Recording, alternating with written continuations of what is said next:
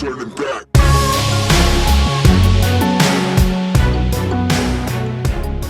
Welcome back. Here we are. The last Boy Scouts podcast. We're back. We're back. It's been some time. Wow. It's been some time. It has. Yeah. January 19th. January 19th. January 19th was the last episode that we put out. Yeah. There has been, A lot has happened. wow, A lot has happened. an insane, like we were just talking about, time stopped. Yep. And then all of a sudden it was like gone. Yep. And then like it picked right back up. And Yeah.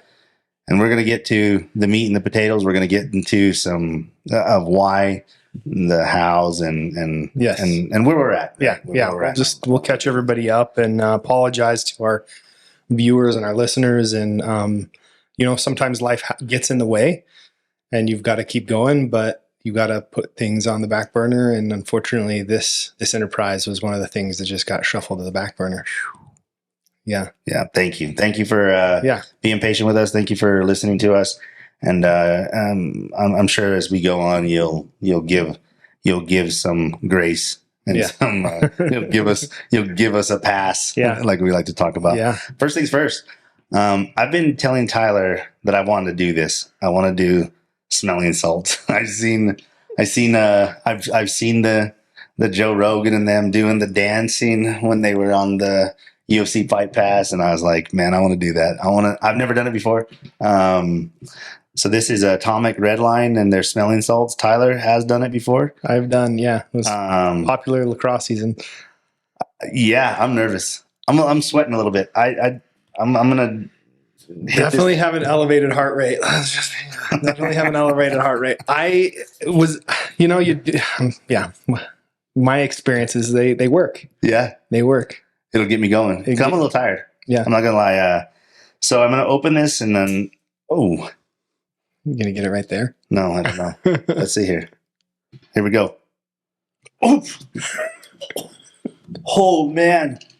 Oh. It really is. Holy shit. Wow. Oh, That's not. Whoa. that is way stronger than the one I've done. Holy smokes. smokes. Dude, that was That insane. burns. It was an instant burning in my nose. Yeah. My eyes.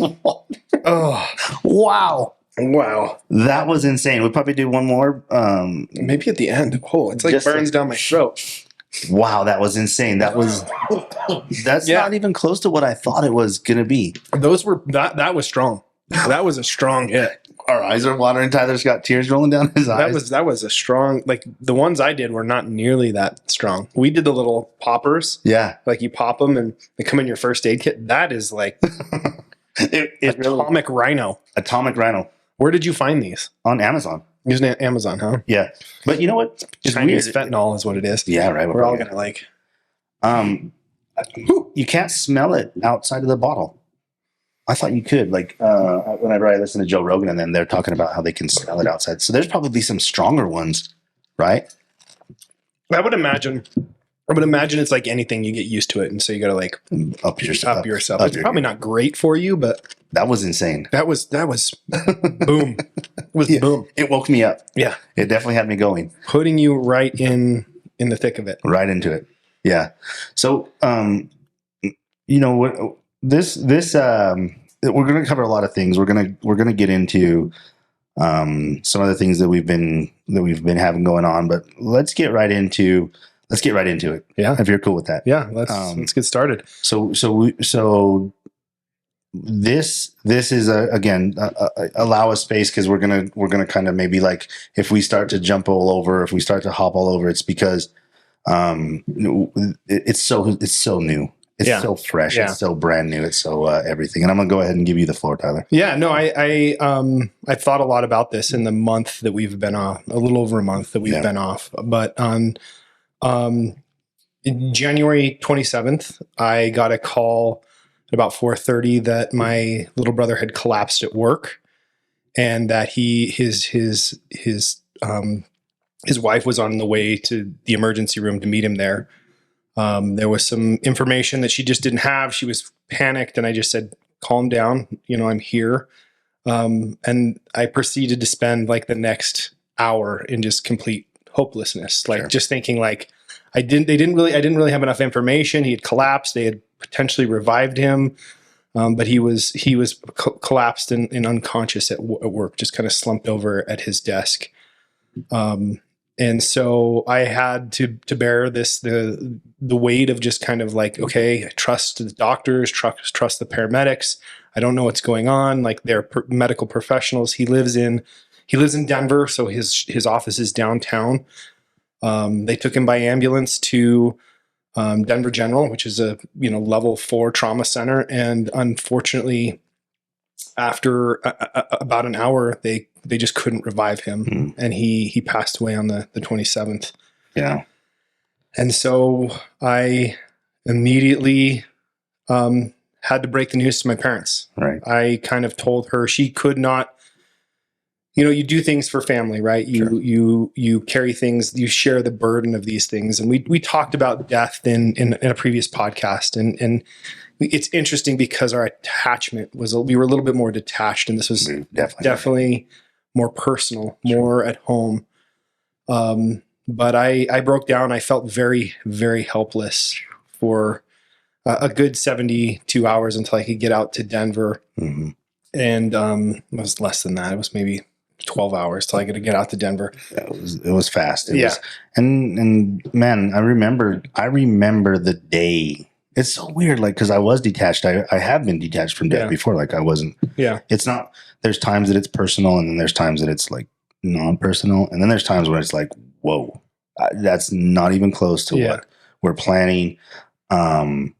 Yeah, I mean, the text came through, and then the text came through that like he didn't make it, and I'm thinking, wait, what? Yeah. Wait, look, what? Yeah. This is almost like a movie. And so by the time I had gotten here, like reality had set in. Yeah, yeah. It was like a tidal wave, right? Sure. Like you're strong because I'm 600-700 miles away in Utah while he's in Denver. You feel that's just an incredible feeling of helplessness. And the other thing I had to do is I had to be prepared to tell my parents. And so I personally chose to wait until I had more information. And unfortunately, that choice wasn't until after I knew that he had passed to tell them. So I immediately made calls to people I knew because I knew I was going to need somebody. So I texted you. I texted my daughter, Bryn, and I just said, hey, Nick needs some good juju. I don't know what's going on right now, but I just need some good vibes put out his way. And you start making the phone calls to family and making people aware of the situation. Mm-hmm. That during that 40 minutes, I talked to his wife once and I said, who are you with? Who's driving you to the hospital? Give me his information because I want you to just be completely present and just know that I will handle what I need to handle from my end, whatever it is I need to do. And that for me was the phone calls to family. My dad took it really hard. He lost his brother to suicide, and he took it really hard. I can't imagine what it's like to lose a child. Sure. Right. To survive your child. I can't imagine what it's like to survive a spouse. My heart is just broken for Casey and Nick's boys. Nick had two boys, 11 and 7. Grayson and Jamie, who are just adorable, incredible young men. And he had such a good relationship. He was really one of those fathers you aspired to be. Sure. Very present with his children. Had such a great relationship with them. That, you feel sad because the only thing he would have wanted would be to raise those boys. For sure. To raise those boys. For sure. I was, a wreck on the flight. I overslept my first flight thanks to a little bit of liquid courage or liquid. Maybe it's not courage at that point. Maybe it's numbing. Yeah. It was definitely numbing at that point. Yeah. Cause I mean, I had came over and we were talking and we were emotional and we were in the moment. Right. And And I had came over because I knew Cammy was over here, and I wanted you to have like, you know, solid ground underneath you, solid people underneath you. Not that Cammy's not, but just the fact that, like, you know, she's your spouse and you're divorced, right? Yeah. So I wanted to make sure that I was here. I ran home, got Misty squared away, came back, and I was like, whoa, dude, what happened? Buffalo Trace. Yeah, we didn't even wait. We just, and I understood it. I understood it. And I put the alcohol away because I was like, well, we're done with that. Yeah. We're done with that. And we're going to go ahead and we're going to feel, and we're not going to try to mask it anymore. Yeah. You know, and I understood it. I did understand it. I was, you know, you and Nick and my brother and I were about the same age difference apart. And my brother and I mean, like, you know, we don't talk every day, but when we talk, it's like, I mean, he's my brother. Yeah. He's my brother, and I love him. And I couldn't imagine, I couldn't put myself in your position, but I did. I did put myself in your position, and I did, like, think, like, oh my gosh, man, like, what would I do? How can I be a strong person for you? Yeah. And still, you know, not like force my own, like how I would be, you know, like what I would do or how I would be. Yeah. I was just like, it was a very confusing, trying time because for Bryn's graduation, Nick was in town. Yep. And I got here and he had just left. Yes. He had rode his motorcycle. Yeah. He rode his Harley from Denver to here. Yeah.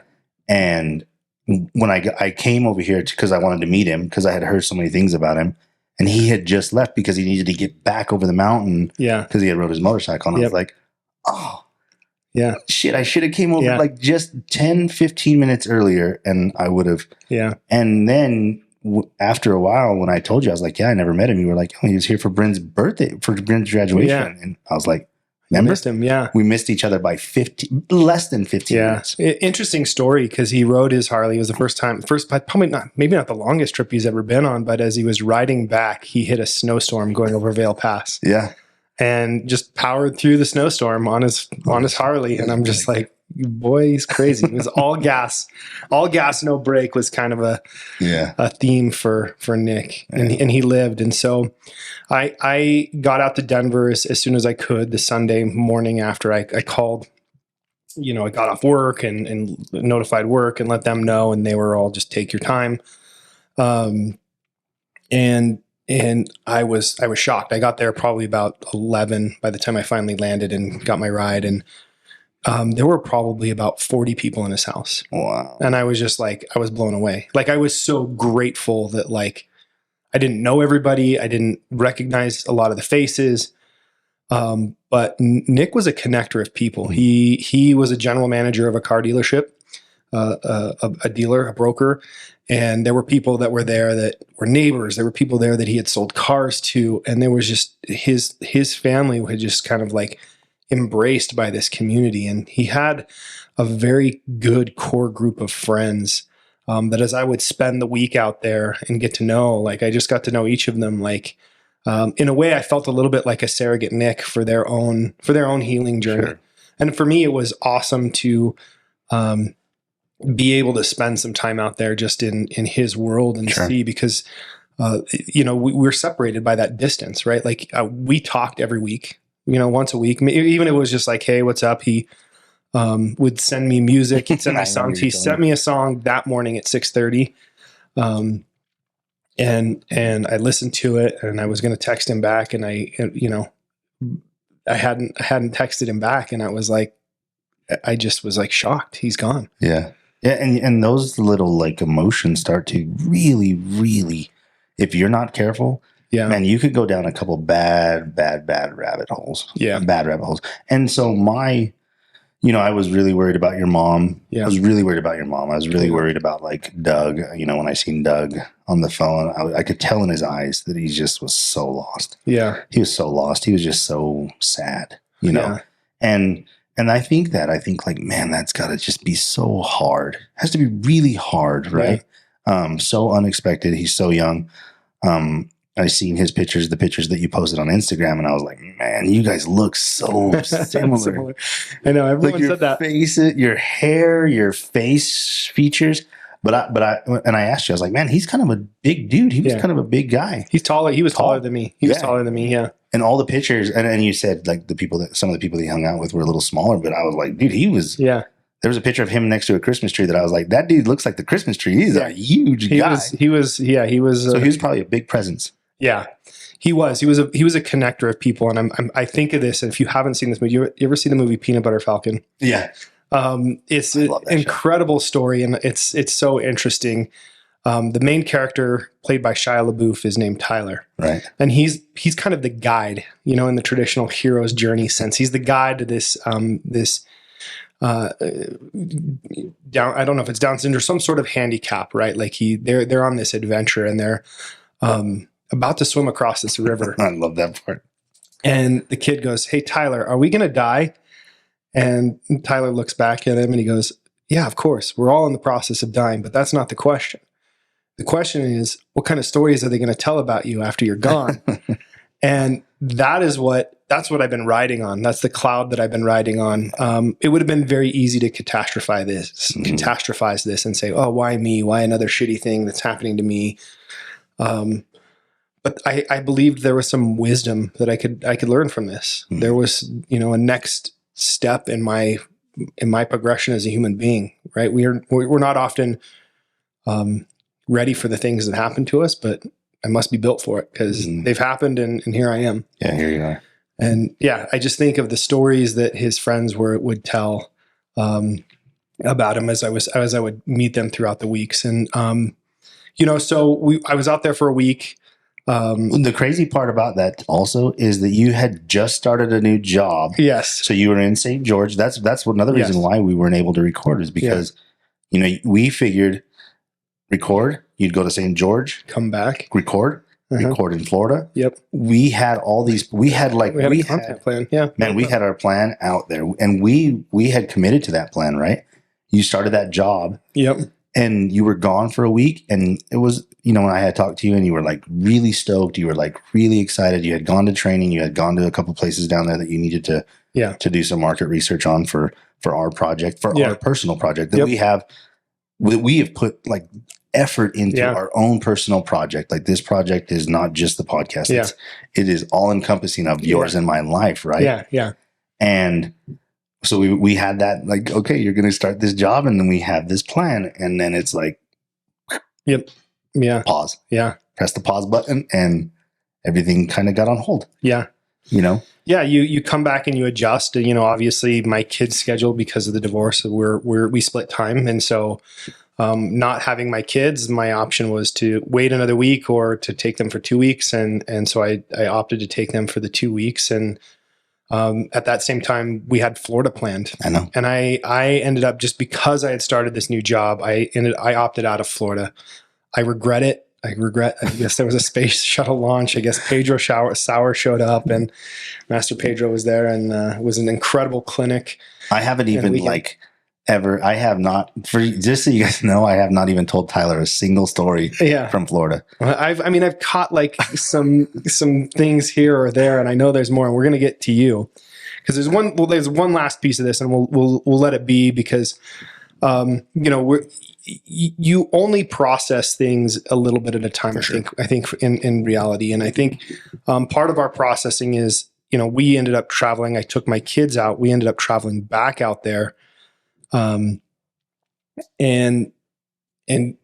celebrating Grayson's birthday. Grayson is Nick's oldest son. Mm-hmm. How old is he? He turned 11. He's the same age as my youngest. And so I took all my kids out there for his birthday, and we spent, 3 days out there. We did an escape room. We did, we did indoor skydiving. One of his neighbors, hosted a poker tournament. I should say, until that moment you came in, I had been doing sober. Like, I was trying to see how far I could go sober. And so I when I did started drinking it, like it hit me hard probably pretty quick because I'd flushed that out of my system since, mid-December. We were doing it. And to be honest, since I came back from the poker tournament, there was a situation at the poker tournament I'm not proud of. They were, all of his friends were there. There was, I think 12 guys there, and there was a lot of tequila being poured. Good. And I woke up next to the toilet. And I'm not proud of it. But, hopefully I made him proud because he was, they kept telling me he was the life of the party. Man, one of his neighbors was from the Dominican Republic. His English was like, he was just like, I don't know. I've got brothers. I don't know. And I'm like, just tell me in Spanish. And I just sat there and made eye contact with him while he told me how he felt in Spanish. Wow. And like, I didn't say anything. I didn't understand anything, but he was crying and he was just like connection. And this is who Nick was. It was the stories that he was, that he has. And so on my way back from that drive, there's an incredible podcast on grief. Huberman. Okay. Andrew Huberman, the grief. So what is grief? Grief is a state of pain and a state of wanting, but he breaks it down. And this is where I like really have found, like, this has been an aha moment for me. He says, grief exists in 3 dimensions that define our relationship with people and or things. The first one is space, the physical distance between you and the object, the thing that you want. So for me and Nick, it was the 600 miles. Time, the time it would take for us to reach that person should I want to speak to him. Now with technology, it was always a phone call. We were always just calling. We were always, just a phone call away. The third dimension is closeness, or the emotional closeness or attachment. Nick and I were, despite the space, Nick and I were thick as thieves. Like, we survived our childhood together. We grew up together. And there was definitely an emotional attachment there. He was my brother. He was my only brother, my only sibling. And so as I think about that 3 dimensions, and I think about how my brain is really trying to process that, as I put some science behind it, I'm just like, wow, how incredible it is that we study these things. And for me, it's like knowing how things work kind of helps bring me a little bit of, I don't want to say closure, but it helps me at least understand what I'm going through and process a little bit better and feel through it a little bit better. I saw how my dad took it, and he was very, very quiet, very stoic, very emotional, and just kind of within himself. And my mom, I think, did her best. We made all the arrangements for his body and stuff like that. And for her, it was good to get out and do some work.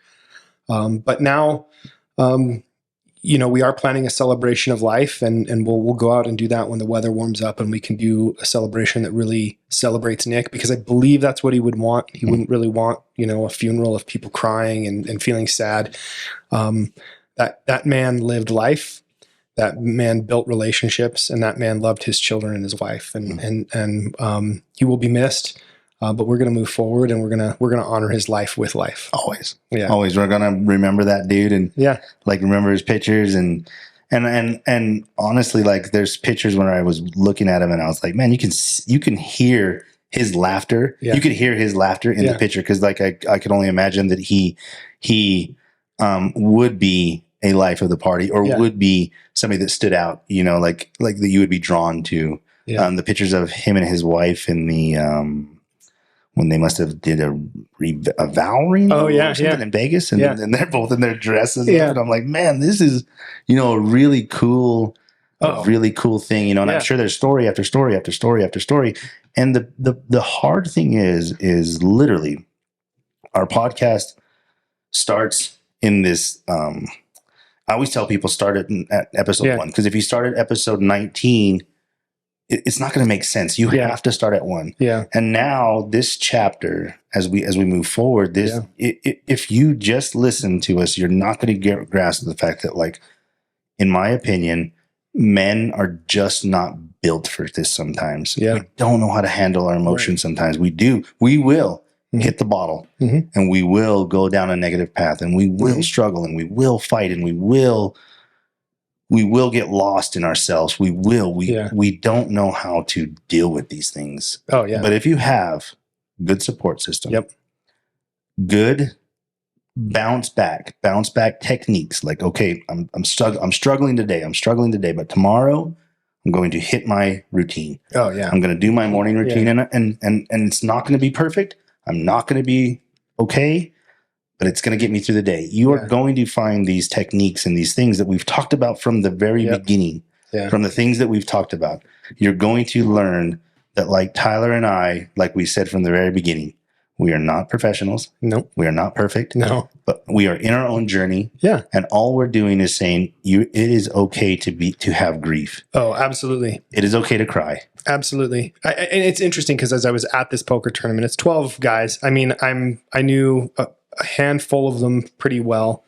I'm just sitting there and I'm having this like moment where I'm in his life. I'm literally in his life. Like, people are looking at me, they're seeing Nick, and they're grieving and I'm grieving. And like, I started to well up, and one of the gentlemen next to me like saw that I was like kind of getting weepy, but I was actually just like really happy to be able to share this moment with these men who loved him. And this was his crew.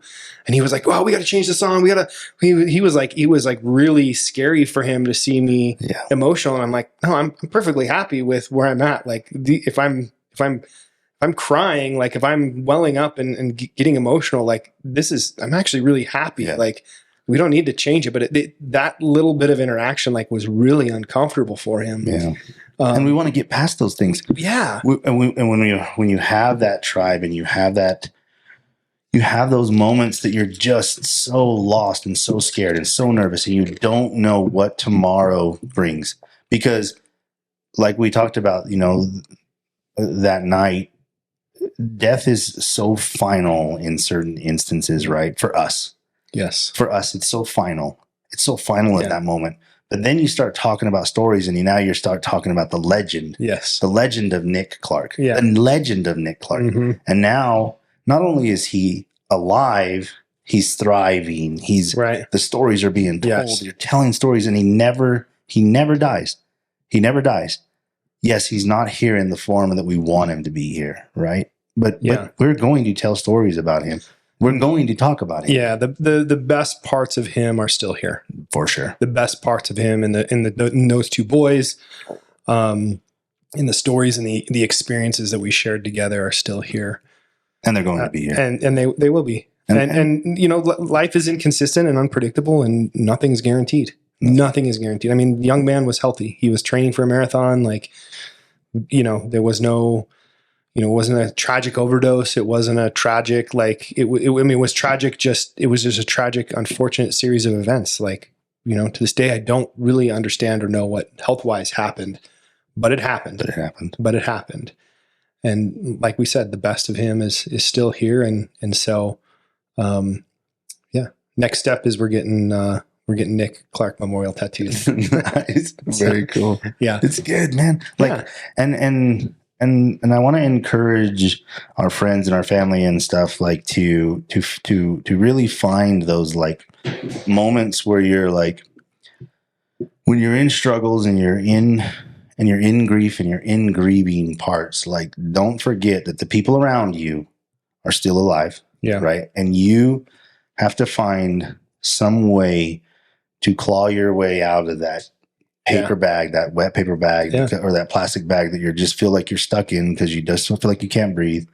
And we're here for you. We're here. We don't want to see anybody, get so stuck in that and so lost in those grief things, because it's not. Corey and I were talking about this today. Is like it's so crazy because like we are living to die. Yeah. Like, we're literally living to die. Yeah. You can try to not talk about death as much as you want, but somebody's going to call you. Something's going to happen. Yeah. Something's going to be there that's going to remind you that death is there. Death is there. It's going to happen to you. And you're crazy to think that it's not going to happen to you. Right.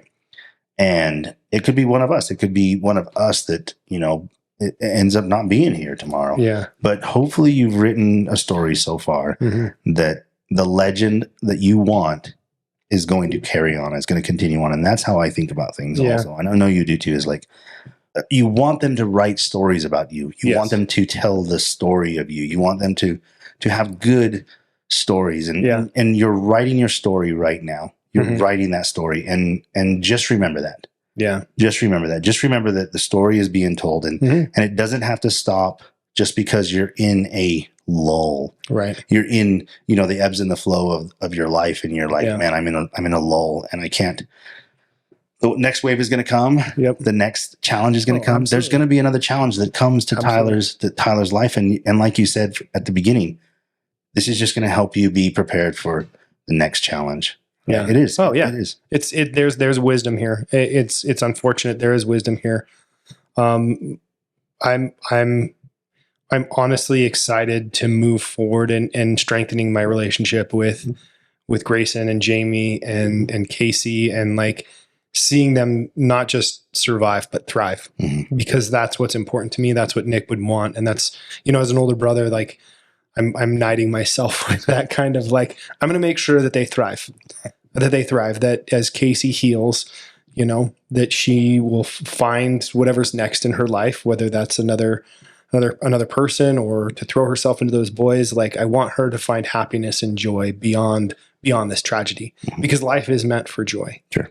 Life is meant for joy. And if we're not living, we might as well already be dead. Yeah. We might as well already be dead. Agreed. Yeah. Agreed.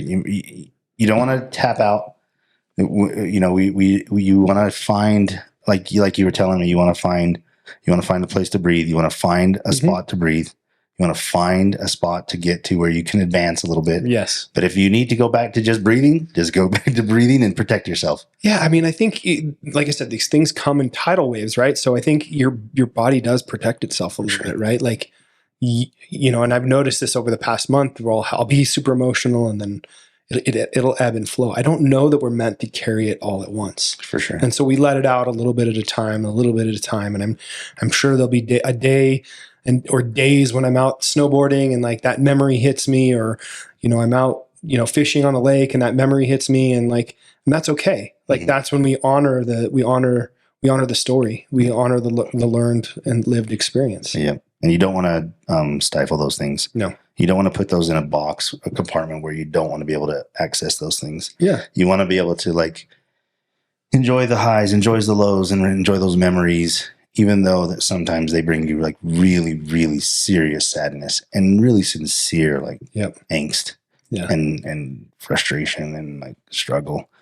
And so even along with that, man, like take care of yourself. Yeah. Take care of yourself. Go to the doctor. Yeah. Do the things that you need to again, I do not believe this is a learned behavior to go to the doctor as a man to take care of yourself. I think our generation, especially probably like my dad and his dad, their generation, were all taught to just toughen it out. Yep. Be tough. Yep. Be tough. The pain will go away. Yes. The struggle will go away. Yes. Your body will learn to adjust to what you got going on, right? Right. And I fall into those habits. I think the other, and this is kind of logistically speaking, right? Go to the doctor, but also, do you have a will? Yeah. Do you have an estate? Do you have a plan set up? Do you know who's going to delete your browsing history? Right? Agreed. I mean, do you have life insurance, right? Yeah. Like, I know life insurance there can be costs, whether you get it through work, but like, what you want to be able to do for your people that you're leaving behind is give them the opportunity to grieve. Yeah. And fortunately, Nick had done that stuff, and it was eye-opening to me. Because of the divorce, I had so much going on that like I let a lot of that stuff kind of fall by the wayside, and I immediately came home, set up a new trust, set up additional life insurance, so that for the next if something like this were to happen to me, that the people that rely on me would have the space. They would have the space. They wouldn't have to worry about, okay, I got to get up and go to work, because if I don't go to work, then I won't be able to eat, or I won't have a place to live. I won't, and with young people, especially, you have young people in your life, you need to prepare for them in case of an emergency. For sure. Yeah. Get some life. Maybe we can get a life insurance sponsor. Yeah, there you go. Now we're talking. So I have a friend whose dad passed away, and they didn't know the passcode for his phone. They didn't know what his passcode was, so they weren't able to get into his phone. So they asked the kids, the grandkids, hey, do you play with Papa's phone? And the grandkids were like, yeah. And they're like, okay. They hand the phone to him, and the kids put in the password. Oh, dang. And they were able to get into some of the electronic devices because the grandkids, just from, the grandpa saying, here. Play with this. I'm really surprised that, like, you have to deal with death certificates, which is not something I thought I would have to deal with, but like, you need original copies for everything. So, make sure that you have some of that stuff written down, like who has your mortgage, who has, what are the passcodes, where are those important documents, where, what are the things that need to be taken care of every month? Where are things getting billed to? I mean, it screws up everything, your banking, your credit cards. Like your spouse could be on there, but she might not be able to get into that stuff because it gets locked down and potentially could go through a probate process. And I'm not like, I'm no attorney. I've just done some Google researching and spoken with those people that were trying to help me help her through the process. And I'm just like, I had no idea that this is what goes down. You don't just die. There's like a whole series of events that you have to and tasks you have to take care of. Yeah. Gosh, crazy how that brings that to the forefront, right? And like all this, I can't even imagine. There's probably so many more. I'm sure that all of our people in our audience will have way more things that they'll have suggestions about to do. But I think making sure that the things are taken care of, and that you do have people that can access what they need to access, because you're not going to be there. I mean, like at that moment you're gone, Jack. Man, Tyler. Yeah. Oh gosh, man. I told you a couple times, that I was so sad for you guys. I was so sad because I didn't know what to say, didn't know what to do, didn't know how to act, didn't know what to be, besides just be your buddy and just be there for you and do whatever I could to call and to check in and to to reach out and just be like, hey man, you good? Knowing the answer. I know the answer. I know the answer. Yeah. But having the ability to see, okay, it's tomorrow. And like I told you, tomorrow was going to come, right? Tomorrow was going to come. And the fact of the matter is your life is going to go on. Yeah. Oh yeah. And quite honestly, if I look at my past, my backslide would be to fall into that pit of despair and say, poor me, look at the shit that's going on. Right. Here's another thing. But, specifically around my issues with abandonment and, feeling alone. Oh, I feel so alone. Like that would be where I would backslide to. But when I would start to have those thoughts, I'd get another text, I'd get another call. Right. And it was from you. And it was from, Cookie. It was from Howlett. It was from Professor. It was from Preston. It was from these people that I built. And then it was his friends. His friends, when I got there, they got my number, and it was his friends, and we were checking on each other and, hearkening back to that check on your boys. Yeah. Check on your friends. Check on your friends. Check on those men. Yeah. We need it. We do. 100%. Yeah. Yeah. My time was crazy too, but in a different way. Yeah. In a way different way, dude. My time off from this started with a little bit of a pain, like a little tiny pain in my groin. And I thought maybe a pulled muscle. Yeah. But then I was like, it's kind of in my ball sack. So maybe there's some, so I'd feel around, you're supposed to feel around, feel for a lump and all that shit. Remember that Tom Green song? Do you remember Tom Green is? I think MTV. He's the guy that was doing something to a moose one time. Yeah, he was really obnoxious. Right? Yeah. I don't remember the song. Oh, he wrote a song about touching your balls, especially if it's to look for cancer. Oh, because he did. He had testicular cancer. Yeah. Yeah, I was freaking out, man. I was like, something is wrong, right? So I had this pain in my left side. started in my balls, and it started to move. Went to the doctor. They put me on a antibiotic, and I do not deal well with like antibiotics and pain pills. I know that about my body. Mm-hmm. So I go there, and this is like a week before Florida. I'm getting ready to leave for Florida, and I get thrush. Oh, Thrush, if you don't know, is mouth yeast infection. It's like herpes of the mouth. It's the weirdest thing in the world. And not only that, but my pee hole starts to itch like you would not like literally want to rip everything off. yeah. And I am freaking out. I am like, what in the Sam hell is going on with me? Because I've got cold sores all over my mouth. I mean, it was horrible. And I had no idea what was going on. Now I'm telling you this because I only knew this after I only found out this thrush and this like yeast, what happens to an antibiotic. I guess it's a common thing. Right. Antibiotics throw off your biodome and your yeast. And so you're supposed to take a probiotic along with your antibiotic. And you're supposed to really, really high dose your probiotic along with your antibiotic so that your body stays in balance, right? So is it kicks off like an excess of yeast, and that's why you do the probiotic? I don't actually know the answer to that question, except for that it was like, I'm not kidding. I was in Florida, could not eat. My mouth was full of sores, couldn't eat, couldn't hardly function. I mean, I was like, no drinking, no nothing, no eating, training, and people would hit me in my mouth, and I would go home to our room, and I would just sit there like, I'm so miserable. This is horrible. Spent the whole time in Florida with this like mouth. Luckily, my everything started to settle down downstairs. No itching, but I was freaked out. I'm like, I don't know what the hell's going on, and I'm still got this pain in my nuts that I'm like, what in the world is going on? The pain of my nuts kind of go away, and I'm just dealing with this, weird. I'm putting canker sore medicine all over my mouth, just trying to get my mouth to like settle down. When we get home from Florida, it kind of settles down, but then the pain kicks up in my left side of my body again. I got to go back to the doctor, and they are like, of course they're checking me again.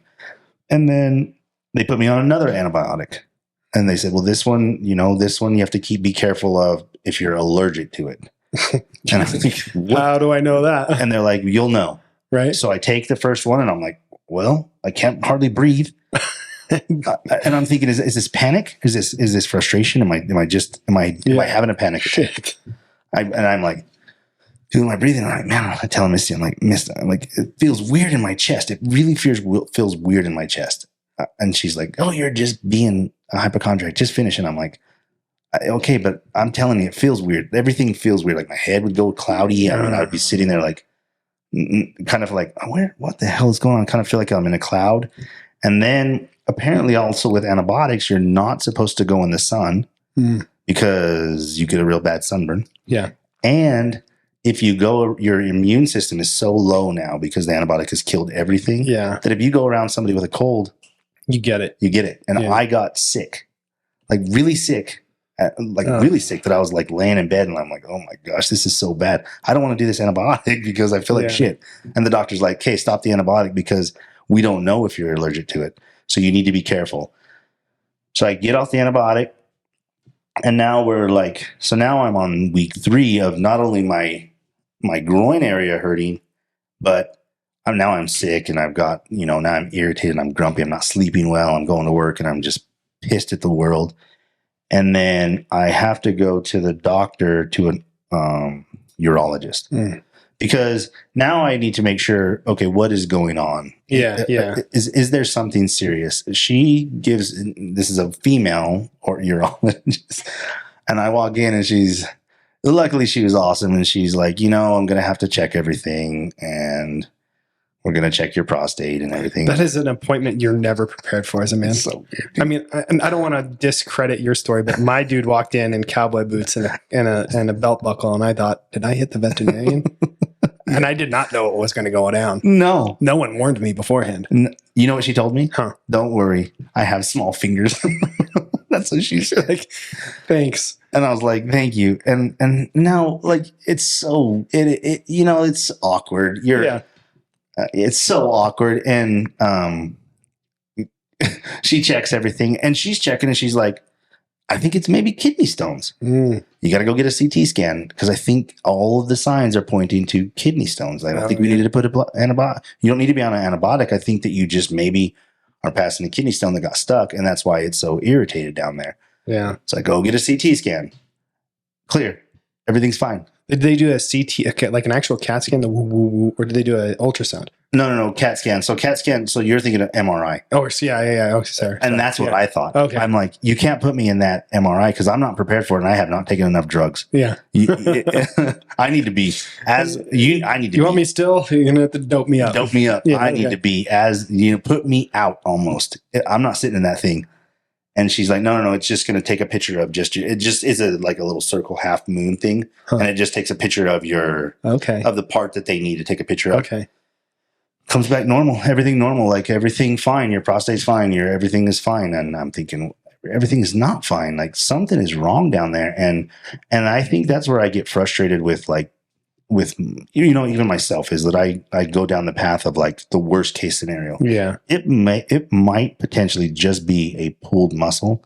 Yeah. And because I don't stop training jiu-jitsu, your hips, if you train jiu-jitsu, your hips constantly hurt. Yes. And maybe I just have a torn muscle or a small hernia is what they think. Yeah. Maybe a small hernia, it's not intestines coming out, but there's some fat sac that can come out that can cause pain. And so that's where we're at now is she this is even funnier. So she tells me, yeah, just stay off the booze, okay. Right? Stay off the vitamin C because vitamin C can cause irritation. Stay off of caffeine, which I don't drink a lot of caffeine anyways. And stay off of, I can't remember what else. There was something else that she said that I needed to be careful with, which wasn't something that I did anyways. And so stop that for a couple weeks and then let's reintroduce like some of the things that you're doing. And I'm like, okay, well, my first question, can I train? Yeah. Can I train? And she's like, as long as it doesn't hurt. Yeah. Don't stress. Mm-hmm. So I go, cool. I'm going to training that night, Tuesday night to Lehigh. And Tuesday night in Lehigh apparently has turned into all out war. Yeah. It is all out, 100 miles an hour, get after it. Yeah. And it's start on your feet, go to the ground, 20 rounds of it's a damn gladiator thing down there. Yeah. You kind of told me about this. I go there and me and Corey are like, what the fuck? What the fuck did I sign up for? We are drilling takedowns. Now, yes, I wrestled. Yes, I grew up. Yes, I've done wrestling. I haven't been drilling wrestling, so I'm a little soft with the takedowns. So I don't really like to do them very much. We did an hour of takedowns, right? Then you start standing, you go to the ground, and you fight. But then if you get a submission or something happens, you go back to your feet and start over. 20 rounds of this shit. And I'm like, what the fuck? What happens? I get kneed in the balls twice. Oh, shit. In the balls twice. Not only that, I'm like, my hips are so damn sore. I've already been pissed, right? Yeah. I went to bed after I went to lay down. And I'm telling you, Tyler, I have not been that sore in years where I was laid in bed and I was like, there's no sleep happening tonight because I'm so sore. Everything hurts. Plus, I got kneed in the balls and now my balls hurt again. Oh. And now I'm freaking out. Yeah, you're like, that I did something worse. I tore it. I did something bad. Tore it up. Oh. Why did I have to train? Why did I have to go down to Lehigh for Gladiator night? What the fuck is wrong with me? And Corey calls me the next day and we're both telling each other, like, I'm never going to that class again. No way. If I go, it's only once a month. That is not a regular on mine. That shit was insane. It was. Because that was the one, that was my not my first class back after all of this, but it was my second or third. It was my only day off from I had a 1 day break in February from my kids just based on the schedule. And it was Gladiator night. I thought I blew up my knee. It was insane, dude. And don't get me wrong, like it's really fun training. It was really fun. It was one of the funnest, and I told everybody that. Like Jesse and I were there and we're like, that was super fun. It was really fun. But I do not see myself going back there for a couple of weeks. But now my hip hurts. Corey threw me and I landed on my hip wrong because I didn't brake fall correctly. And I was like, oh, that's not gonna feel right for weeks. And yes, I don't exactly know what happened. I don't exactly know what's going on. Yeah. There is no definitive answer of what exactly is going on in my groin. But here's the other part about that is like, I don't have a dad that I can go talk to about this. Yeah. I don't have somebody that I can go and like ask, hey, has this ever happened to you? I'm an open book. I talk about what's going on with me to most everybody. Like, hey man, my balls are hurting and I don't know what's going on. I'm having some boy problems. Yeah. But it still feels a little weird to talk about it, because I don't know. And I did get a blood test for just to screen for prostate cancer. They don't think there's anything like that. The doctor said everything felt normal. She said, oh, when I had my finger up there, she said everything was good. And I'm thinking, okay, thank you. It's amazing what they can figure out with just a couple of fingers. Huh? It's so weird. But like that happens, right? Like again, like, oh yeah, as a man with these things is I wasn't taught to go to the doctor and to get things taken care of. I was taught to just be tough and things will get better, right? Things will eventually get better. I have a hard time staying off the mats. Yeah. If I'm hurt, I'm like, well, I'll just train around it. I'll figure out how to get better. And I tell people that all the time. I'm like, hey man, I train. I don't stop if I'm hurt. If my knee's out of whack, I tape it up and I protect the hell out of it. Right. Yeah. If my head is not right, then I just train. I go and train. And so, I'm stubborn like that. Right. But there are things that I'm like, man, I need to really be careful with because I'm not getting younger. Right. I need to be careful with things that are serious, like anything that could be serious, anything that could really like affect me or could disable me from training. I need to be careful with that. And if I have to take a couple of days off, man, take the days off. Don't go to Gladiator Night every night. Don't go to Gladiator Night. It did give me a little bit more confidence to stand though. Yeah. Yeah. It's cool. Rock, paper, scissors. I did that with the kids today. Rock, paper, scissors, whoever wins wins the takedown, and then you start fighting on the ground, right? Yeah. And they were like, they loved it. Oh yeah. They thought it was so up good. For sure. Oh man, it gets the game going. It gets the game going. It was a lot. Yeah. It was a long month, a little month and a week. And we still haven't covered hardly anything besides the main things that have happened. We are not stopping. No. We are not. We're not giving up. We're not doing anything like that. We are human. We have things that happen that may pause our game for a moment, and we appreciate that. I've had a lot of people reach out to me and say, "When's the next podcast coming out? Yeah. When's the next podcast coming out? I haven't heard a podcast for a while." And some of those people have no idea. Yeah. Have no idea what we just talked about. Nope. Because we didn't put it out there like in mass. No. Right. For one, it's so fresh and it's so new and it's so real that for me, I called a couple people and I said, hey, this happened. Yeah. And they were so grateful that I had let them know because they cared about you a lot and they wanted to reach out to you. And they were like, hey, I'm going to text him and then I'm going to call him. Just in that order, just so because he's going to get bombarded with calls and we don't want to like interrupt what's going on. And our tribe, was very worried about you and very, very concerned about your family, and I think that's what you want. You want people that are going to be like that for you. Yeah.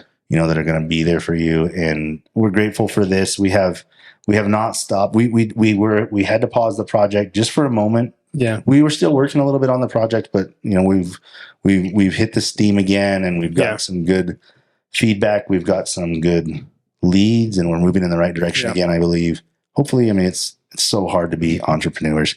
It's the hardest thing I've ever done. It's so scary. Hardest thing I've ever done. Yeah, yeah. There's so many things going against you and going against Tyler and I with our entrepreneurship, and this is just a small cog in that wheel that we're doing with ourselves, and growing our brand and growing ourselves. And I'm grateful for you, man. I'm grateful, and I'm like I said, I'm truly sorry, truly sad.